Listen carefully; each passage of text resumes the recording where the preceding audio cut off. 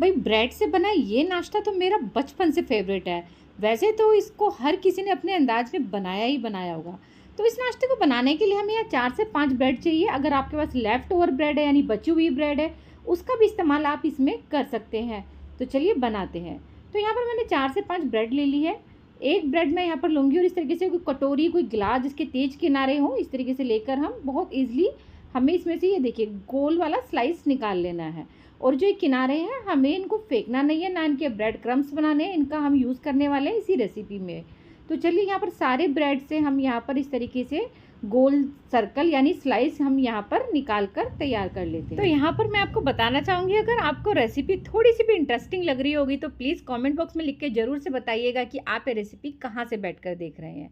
तो चलिए bread crumbs एक साइड हो गए और गोल स्लाइसेस एक साइड हो गए। अब यहाँ पर मैंने 3 मीडियम साइज़ के उबले हुए आलू ले लिए हैं।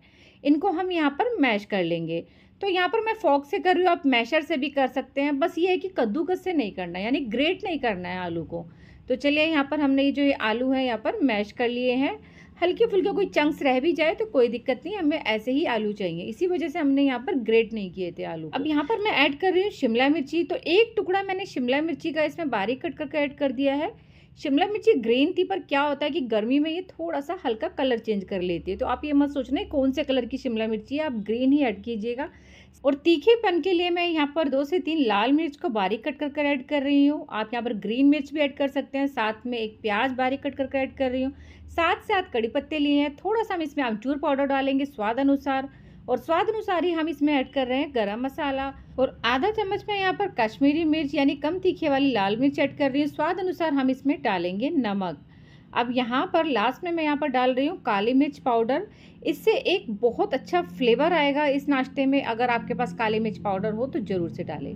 अब जो हमने यहाँ पर साइड रखे थे, मतलब ब्रेड के जो साइड किनारे थे, उनका यूज़ हमें क्या करना है, हमें यहाँ पर इनको बिल्कुल रफली इस तरीके से जितना हो सके उतना बारीक आप यहाँ पर तोड़ सकते हैं। ज़्यादा ज़रूरी नहीं है कि बिल्कुल ही बारीक बारीक चूरा या क्रम्स बनाने हैं, रफली तोड़ सकते हैं, मतलब जितना हो सके उतना आप यहाँ पर बारीक कर लीजिए। यहाँ पर इस नाश्ते में ब्रेड का और ब्रेड के जो साइड्स होते हैं उनका बहुत अच्छा इस्तेमाल बहुत आसानी से हो जाता है।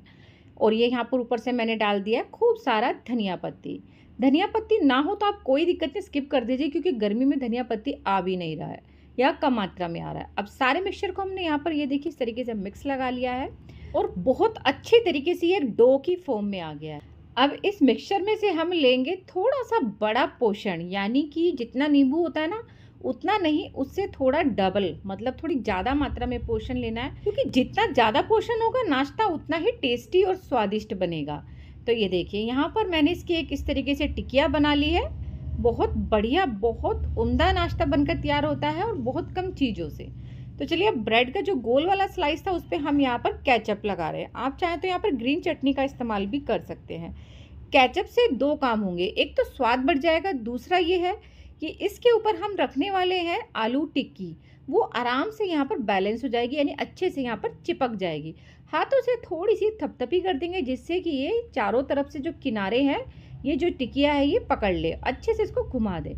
तो चलिए अब इस तरीके से एक नाश्ता हमने बनाकर तैयार कर लिया है। सेम इसी प्रोसेस से दूसरा भी हम यहाँ पर बनाकर तैयार कर लेंगे। हल्का सा सॉस लगाएंगे और उसके ऊपर टिकिया रखकर इस तरीके से थपथपा देंगे। तो ये देखिए बहुत इजी, बहुत यमी, और सुबह की भागम भाग में अगर कुछ समझ में ना आ रहा हो तो इंस्टेंट आप इसे बनाकर तैयार कर सकते हैं, अगर आपके पास 2 से 3 पीस आलू पहले से ही उबले हुए रखे हैं। तो चलिए अब बहुत कम तेल लेंगे हम पैन में, यानी कि जितना तेल मैंने लिया है, अगर आप इससे भी कम ऑयल यूज़ करना चाहते हो तो उसमें भी ये नाश्ता आसानी से यहाँ पर बन जाएगा। तो आपको जिस साइड टिकिया है ना उस साइड से नीचे रखना है, क्योंकि टिकिया को सिकने में टाइम लगेगा, और अगर ब्रेड वाली साइड से नीचे रख देंगे तो ब्रेड एकदम से क्रिस्पी कुरकुरी हो जाएगी, यानी कलर चेंज कर लेगी। तो पहले टिकिया वाली साइड से हमें सेकना है, फिर उसको पलट देना है, फिर दूसरी साइड से हमें सेकना है। दूसरी साइड से हमें कम टाइम में सेकना है, मतलब बहुत जल्दी से सिक जाती है जो ब्रेड वाली साइड होती है। तो चलिए अब यहाँ पर ये टेस्टी क्रिस्पी कुरकुरा नाश्ता बनकर हमारा तैयार है। ये आपको बर्गर का भी स्वाद देगा, ये आपको टिक्की का भी स्वाद देगा, ये आपको बड़े का भी स्वाद देगा। तो यानी कि बहुत इजी सा नाश्ता है जो फटाफट बन जाता है, पर स्वाद इसमें कई तरह के हैं। ऊपर से सुपर क्रिस्पी और अंदर से सुपर टेस्टी, क्या ही कहना है इस नाश्ते का। जितना बना लेंगे उतना ही ख़त्म हो जाएगा। ना किसी तरह का भिगोना ना पीसना, सिर्फ 5 मिनट में झटपट घोलो और फटाफट से बना डालो ये टेस्टी चटपटा कुरकुरा नाश्ता। बारिश का सीज़न है, अगर कुछ भी ऐसा कुरकुरा चटपटा खाने का मन है तो आप इस नाश्ते को 5 मिनट में बनाकर इंस्टेंट तैयार कर सकते हैं। तो रेसिपी अगर अच्छी लगे तो वीडियो को लाइक शेयर कर दीजिएगा और प्लीज़ कमेंट बॉक्स में लिख के ज़रूर से बताइएगा कि ये रेसिपी आप कहाँ से देख रहे हैं। तो चलिए, इस रेसिपी को बनाने के लिए हमें सबसे पहले 1 कप भरकर पानी चाहिए। आप चाहे तो यहाँ पर एक कटोरी भी सेट कर सकते हैं मेजरमेंट के लिए। अब इसमें मैं यहाँ पर तीखेपन के लिए 1 से 2 बारीक हरी मिर्ची कट कर कर डाल रही हूँ। अगर बच्चों के लिए बना रहे हो तो आप मिर्ची को कम कर दीजिएगा। साथ में एक मीडियम साइज़ का प्याज यहाँ पर बारीक कट कर कर डाल रही हूँ। स्वाद अनुसार मैं यहाँ पर नमक ऐड कर रही हूँ। नमक हमें अपने स्वाद अनुसार डालना है। 1/4 चम्मच मैं यहाँ पर डाल रही हूँ चाट मसाला। आप चाहे तो यहाँ पर अमचूर पाउडर भी डाल सकते हैं या नींबू का जूस भी डाल सकते हैं। साथ में मैं यहाँ पर डाल रही हूँ वाइट वाले तिल। आप चाहे तो यहाँ पर ब्लैक वाले तिल भी ऐड कर सकते हैं। इससे जो नाश्ता है देखने में अच्छा लगेगा और थोड़ा सा कुरकुरा लगेगा। तो यहाँ 1.5 चम्मच मैंने वाइट तिल डाले हैं। थोड़ी सी मैं यहाँ पर बारीक कटी हुई धनिया पत्ती ऐड कर रही हूँ। आप चाहे तो यहाँ पर मीठा नीम यानी कि कड़ी पत्ता भी बारीक कट कर ऐड कर सकते हैं। अब सारी चीज़ों को हम एक बढ़िया सा यहाँ पर मिक्स दे देंगे, क्योंकि हमने इसमें नमक भी ऐड किया है।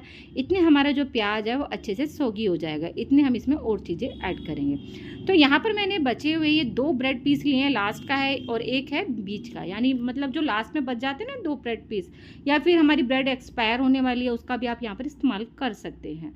अगर मोटे पीस होंगे तो वो भी इसमें यूज हो जाते हैं। तो 2 ब्रेड पीस लिए, इनको मैंने इसके अंदर कर दिया इस तरीके से डिप। अब मैं यहाँ पर एक चमचे से इस तरीके से इनको थोड़ा सा यहाँ पर इस तरीके से दबाकर मैश कर लूँगी। यानी जो ब्रेड है ना, इसको हमें यहाँ पर अच्छे से मैश कर लेना। बहुत ईजिली हो जाएगी क्योंकि ब्रेड पहले ही सॉफ्ट होती है और पानी में जाते ही तो ये एकदम से सॉफ्ट हो जाती है।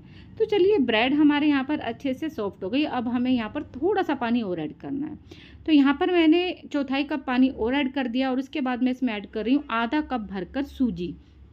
तो सूजी बारीक मोटी कोई भी आप ले सकते हैं। और 1 चमचा मैं यहाँ पर डाल रही हूँ, छोटे वाला चमचा है, बड़े वाला नहीं है, बेसन का। बेसन ऐड करने से इसमें जो नाश्ते का टेक्सचर है वो एकदम से चेंज हो जाएगा, यानी कि जो स्वाद है ना वो दुगना हो जाएगा। बाकी अगर आप बेसन ऐड नहीं करना चाहते तो आप खाली सूजी से भी इस नाश्ते को यहाँ पर मतलब बना सकते हैं। सूजी ही ऐड कर सकते हैं, बेसन को आप स्किप कर सकते हैं, पर बेसन है तो ज़रूर से डालें और उसके बाद सारी चीज़ों को मिक्स दे दें। तो चलिए चलते हैं गैस की तरफ। तो गैस पर मैंने यहाँ पर एक पैन चढ़ा दिया है।